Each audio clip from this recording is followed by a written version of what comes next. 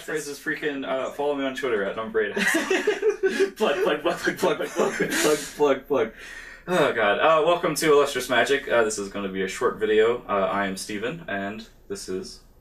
Oh, Trevor. Hi. And we are here in Trevor's room with a You always beautiful... say my name for me, so I'm not used to it. Well, I'm sorry. We are in Trevor's beautiful room here with Shadow of Mordor just loading up, waiting for the countdown to get to 0 so he can play it. So I can go to bed and not play it tomorrow. Yeah, pretty much.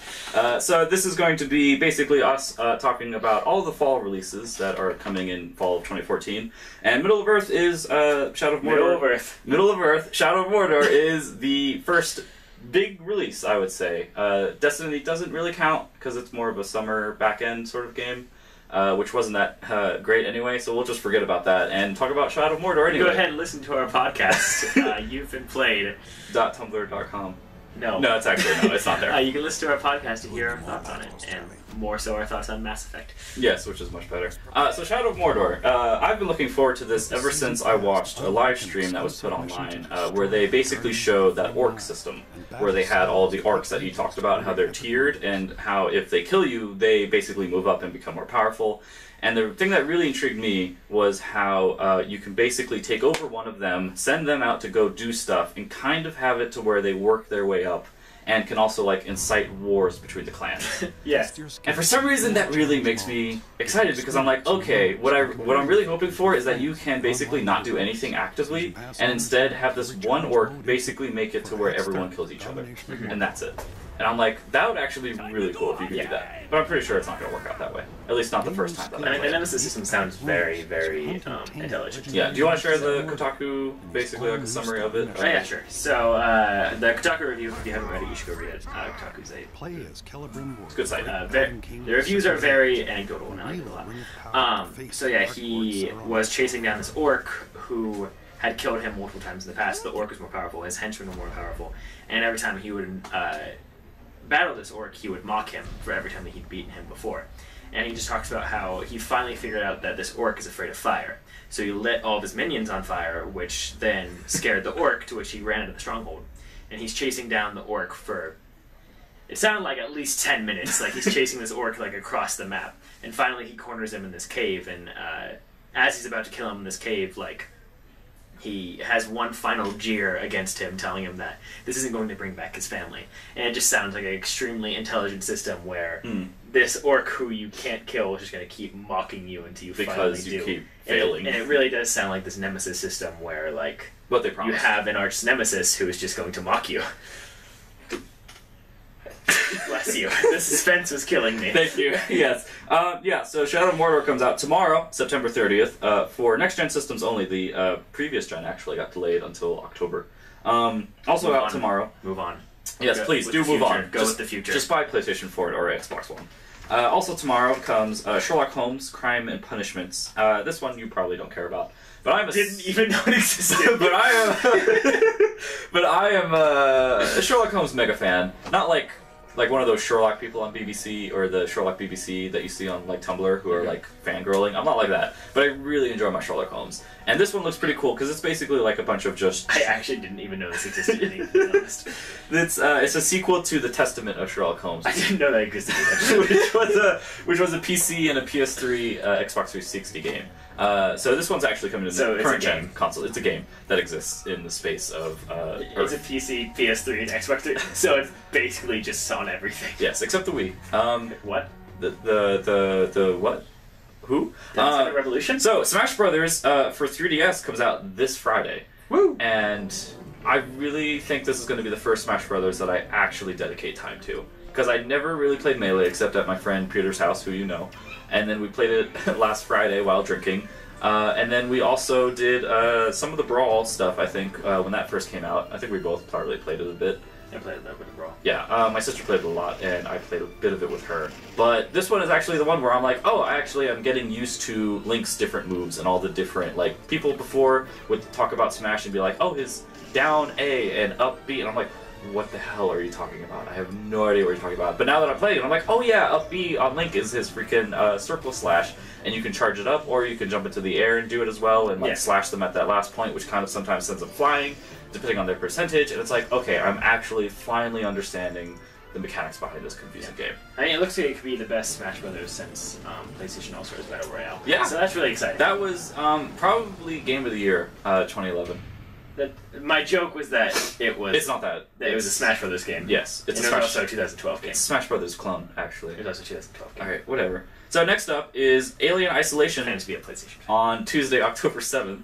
And I am not super big on survival horror, but this game really intrigues me because I'm a big fan of the original Aliens. Yeah. Not Aliens, the original Alien movie. Have you ever watched it? Yes. Okay, yeah, it's very good at setting the tone of like that very strange kind of like 70s style technology, except in space. And then the alien itself is like just this omnipotent sort of being that is like you can't stop it. Mm-hmm. And Alien Isolation looks to combine both of those into really good ways. So I'm really looking forward to that. It reminds me sort of a kind of like this new game that came out, Outlast, which is free for PlayStation 4 when it first came Plus out. users, and then kind of a combination with that and certain aspects of Resident Evil 3 with Nemesis. Oh yeah, Who was basically this unstoppable creature villain that would just follow you everywhere. Who would follow you and would burst through the walls at random times and just try and murder you. That sounds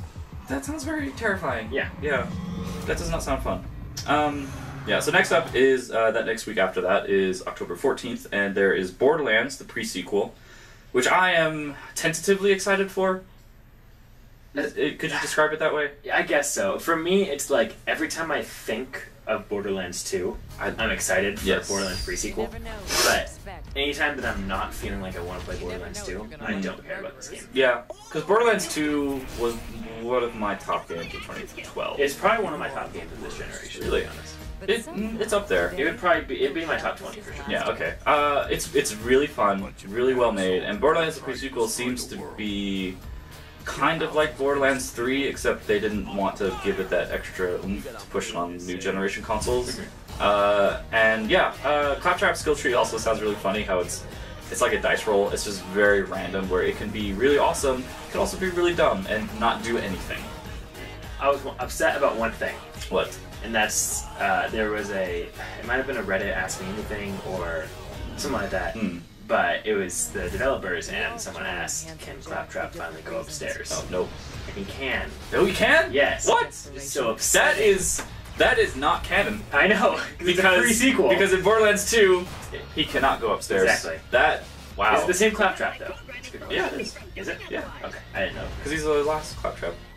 The last of his kind.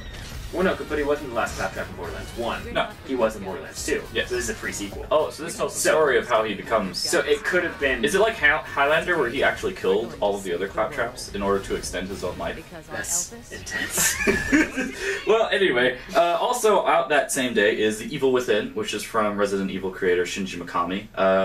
And I'm not actually that excited. The previews that people have played have come away from it really not that impressed. But I also watched recent interviews that Adam Sessler did with Shinji Mikami himself. And it does sound actually kind of cool with some of the ways that they're doing it, because the game is actually all set within the protagonist's mind. And so that's why everything is Kinda like allowed... What? Kind of like Fight Club. Yes, kind of like Fight Club. Just the entire movie takes place in his mind. And so that's the justification for why everything can be so insane and so crazy, which makes sense to me. But then it's also so like, does that just mean that every Japanese game ever has taken place inside somebody's mind? well, Bayonetta 2 is kind of out there, so I could see that taking place in like this little kid's mind. Well, that's just every Japanese game is kind of. It would be like that TV show where at the end you figured out that the entire TV show actually took place within the snow globe of this special needs child, and it just kind of pans out. What show was that? I have no idea, but I know that's a real thing. I think it was a movie. No, it was a TV show. I'm pretty sure it was a TV show. Alright, well, I'll tell you what's even more shocking. Finding out that everybody's dead and lost. Spoilers for Lost, which came out in... 2010 was the last season. Wow, 2010. That's a long time ago. That's hard to believe. Yeah, that is hard to believe. Civilization Beyond Earth comes out on 24th of October, and Civilization 5 is a damn fine game. But I'm actually probably never going to buy Beyond Earth. I'm probably never going to play Civilization 5 again. Really? I might go back to it eventually. I never actually finished the game. because I made the mistake of starting on Marathon. To which I was just kind of like, I'm burned out. But I also made the mistake of starting on Marathon, but going on not the easiest difficulty, but the second easiest. So not the tutorial difficulty, but easy basically. So it was basically just a very long game of me not ever having a challenge. Yeah, that sucks. My favorite way to play that is to do basically culture victory, where you only have like 3 other cultures that you're fighting against. That's my favorite way to play that game. That same day, Bayonetta 2 comes out for a Wii U. Unfortunately, neither of us own a Wii U yet. I'm probably going to get a Wii U before I get an Xbox One, just because of Yoshi's Woolly World, which looks beautiful. I will probably get a Wii U before I get an Xbox One as well. Only for the reason of there's Smash. No, I just want to play Zelda. Wind Waker HD. You have to relax. Just because cross-platform games are readily available on the Xbox One, but not Wii U. And never will be, just as everyone predicted when it was going to come out. So, on the 28th is Sunset Overdrive, which is an Xbox One exclusive. Which neither of us own again. But, I don't know. Watching it from afar as like, oh, well, maybe I'll play that eventually. It looks fun, but it doesn't look like something that will be a time suck. Like, you'll probably play it once, and that's about it. Which is when I play at a friend's house and be like, oh, well, that was fun, but I don't need this in my life. Yeah, that's true. So the big one is Advanced Warfare, Call of Duty, comes out the first week of November. Yes. And did I agree to review that? I think you did. I think I might. I think you did. Look for a review from Trevor 5 months after the game comes out, because that's how long it'll take him. It's finally in the bargain bin. It's finally in the bargain bin. No, I might. It looks like they might put a Titanfall swing on this, which would be really cool. Titanfall was hot for a week. Well, that's the thing. I haven't played it, so it'll be hot for me. For a week, and then... Well, that's enough time for me to review it. I do enjoy their single player. I do. I like the single player. I don't think there's ever been a single player story, or a single player experience of Call of Duty that I haven't enjoyed. Yeah, Modern Warfare 2 was good. Story made no sense. Modern Warfare 3 was good. I still love Modern Warfare 2 the most, even the story. Just, kind of. No, Modern Warfare 1 I enjoy the story most, because at least that one makes moderate sense. It made moderate sense. Because like you're a task force going to stop this terrorist. Yes. Modern Warfare 1, very, very good game. Too bad. Don't ever try and play online. Nope. It's forever broken. It is forever broken. In fact, don't even try to play the story online, because you can't. What? You can't even access the game at all. Oh, that's weird. Oh, right, You have to completely disable your internet in order to play that sucks. Even the story mode. Yes, well, hopefully Advanced Warfare doesn't suffer those same issues. It will in 10 years. Probably. On the 11th of November, Halo the Master Chief Collection, which I actually really want. Would totally play if I had an Xbox One. Yes, I really want an Xbox One, mostly for Halo. Does it have Reach? No, it does not. No, it's just 1, 2, 3, 4. Yes, unfortunately, it does not have Reach or ODST, which were 2 of my favorite ones from the Halo series. For me, it goes Reach, ODST, 3, 2, 1. Did you ever play 1? I never played 4. I played 1, yes. What? Did you ever play 1? I never played 4. I didn't answer the question. Well, sorry, but no, I never played 4. Okay. I did play 1, though. So, but no, this game, I mostly want it because the way that they're redoing 2 and 3 multiplayer online does look really cool, because I really enjoyed those multiplayer games. And so, being able to play them again with lobbies that actually have people playing them will be nice, because, yeah, Halo 3 right now isn't really that occupied by much people. Also that same day, Assassin's Creed Unity comes out, which Trevor's also reviewing. So look forward to that a few weeks after the release. I'm just going to annualize my reviews like they annualize these games. Yeah. Advanced Warfare and Assassin's Creed, or just Call of Duty in general. In fact, I'll go ahead and review the next 3 Assassin's Creed games in one review that I will release this year. That would be like Destructoid when they weren't invited to the Call of Duty Advanced Warfare preview event because they leaked they reported on the leak of Advanced Warfare, so they weren't invited to the preview event. So instead, they wrote a preview about it. Basically just speculation, and they're like, this is probably actually what it's going to be like anyway. And it's like, probably going to be like, they killed people, they had kill streaks, and also there was this cool thing where you shot a guy and he died, and you got points for it. That was their preview. Destructoid.com. The next week, on Tuesday, November 18th, is Grand Theft Auto 5 on next-gen consoles. You're not going to go back to play it though, aren't you? Did you finish? Yes, you did. I enjoyed it a lot, but Okay. I enjoyed it enough that I don't need to go back and play it again. Yeah, I played 36 hours of it, and that was my completion time for Grand Theft Auto 5. I have not touched it at all since that day, and so I actually kind of want to play it again and go through the entire thing on the next-gen console. However, I probably won't play it until December, because that's when everything's done. So all the reviews will be done, all the videos will be done, and I'll have time to just enjoy. And then ESO comes out. But then hopefully ESO comes There out. goes our luck. We'll get to that. Far Cry 4 comes out that same day, Which I will be reviewing. which you will be reviewing again. Wow, November is busy for me. Yep. I just realized that. Yep. Yeah. Alright, well, I'm just gonna let you know, if any review has to be cut, it's gonna be Call of Duty. Probably, yeah. I can. Oh, actually, no. I think I can review that instead. But no. So Far Cry 4 is pretty much Far Cry 3, except prettier and in a different setting, and that's Totally perfectly cool with that. okay. That's yeah. totally okay Totally with me. cool with that. I love Far Cry 3. I did not love it. I really enjoyed it. That was my game of the year 2012, except for maybe... PlayStation All Stars Battle Royale. No. Journey was pretty high up there. Journey was high, yeah. But... Far Cry 3 was very good. It's also a late, like a late bloom for me because it came out like December. I did just say that Borderlands 2 was one of my favorite games of the generation, though, and that was 2012 too. But Far Cry 3 is also your favorite game of generation, right? It's pretty high up there. Yeah, it would be high up there.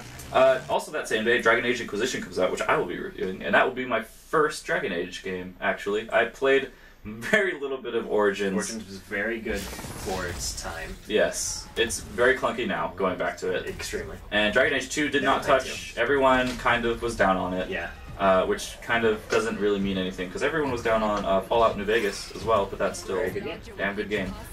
So I'm looking for Dragon Age Inquisition, mostly because it reminds me of Witcher 3.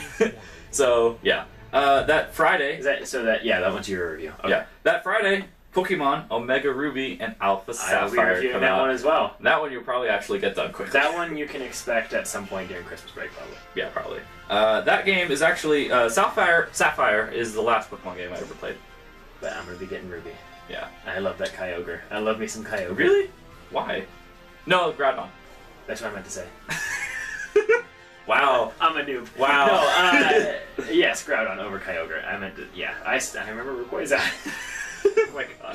Groudon. I'm sorry. It's okay. It's okay. Trish plays Pokemon. That was a hot day in the history of It was a week. the internet. It was a hot week. Persona Q comes out on the 25th of November. I am looking forward to that game, mostly because it's more Persona 4 characters. That's the main draw for that. Are you going to review that? Yes, probably. On December 2nd, Kingdom Hearts 2.5 HD comes out.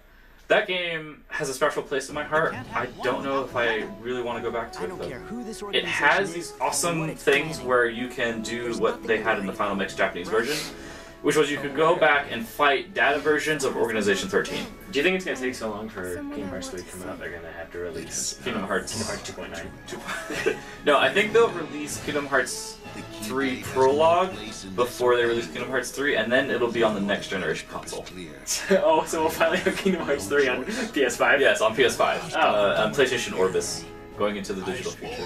That's a podcast We'll file your life into a digital warehouse. Yes, and so the last general release of the year is Elder Scrolls Online, which hopefully, pray to the Elder Gods, Pray to the Helix. praise Helix, will come to consoles, PlayStation 4, sometime in December. That's the date that they've given. It was supposed to come out in June, which is 4 months ago now, I think.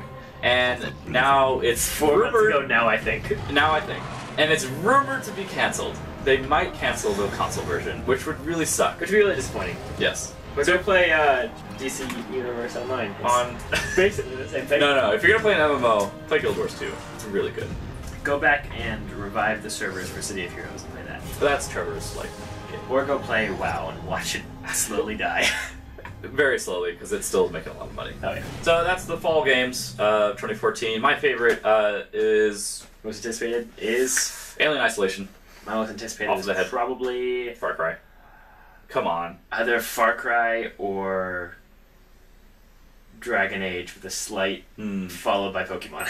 Yeah, you're big on Pokemon. I like Pokemon a lot. Truth be told, if the Bloodborne was in 2014, though, If Bloodborne was in 2014, I probably would refuse to review any game and just play Bloodborne. and just play Bloodborne. But anyway, you can catch our podcast, which is always a fun listen to, on SoundCloud.number8axel, or is it / I forget. Anyway, you it's SoundCloud.com/number8axel. /number8axel. I'm sorry that I can't get the plugs right. You can follow me on Twitter at... Which is weird because you plug it so often. Shut your mouth. You go to Starbucks and they're like, what's your name? You're like, at number8axel on Twitter. Yes, except you have to spell it N-O-8, the number, and then Axel. It's very confusing. You can follow Trevor at... Trev_Tom. Yes, but Tom is T-H-O-M. Yes, not Trev Thompson, as I mistakenly drunken tweeted at one time. That was great. So... He still hasn't responded. No. We're waiting on a response. I think he's dead, just like Mrs. Lime. Mrs. Lime. that is honestly one. That's a deep cut. That's a deep cut right there. That is one. If you get that reference, then you obviously are a friend. Yes. And that is one of the funniest stories, I think. How it's like he's after Mr. Slime and Mrs. Lime is taken. And she hasn't tweeted since 2009. When she asked a question about cancer. Yes. Is anyone dealing with some form of cancer? And then she never tweeted again. That is utterly dark, but hilarious. It is assumed that she is dead. Yes. So thanks for watching. You can always subscribe. Pour one out for Mrs. Lime. You can big ups to Mrs. Lime. Mrs. Lime. Yep. So look forward to a lot of stuff coming from us in the following weeks. And that's it.